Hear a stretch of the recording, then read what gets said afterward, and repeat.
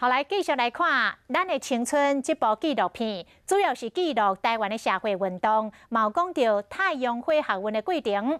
特别选伫个昨4月初10，也就是当年318太阳花学运的退场日来举办首映会。这导演布如就台致辞的时阵，是激动甲流下目屎。正式霸占主席台。其实霸占主席台这件事情不是一件值得鼓励的事，所以大家可以不需要拍手。主持人徐梦某讲话真笑亏，和现场的人一直笑。主持纪录片《阮的青春》伫台湾首映会，这期记录太阳花学运的影片将伫4月12上映。来，大家看一下在台陆生的公民课，这篇文章的作者啊，蔡伯义本人。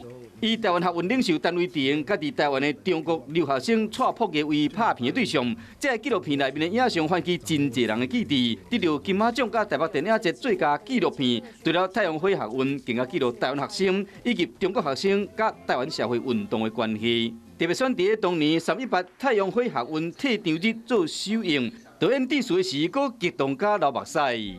就是觉得好像一切都不会改变，一切都没有希望的感觉，对，所以那个时候真的很低潮，但是还好，就是我身边有一些伙伴，他们支持我。在这个过程当中有很多的反省，对，然后我就是希望透过这部片把我的反省告诉大家。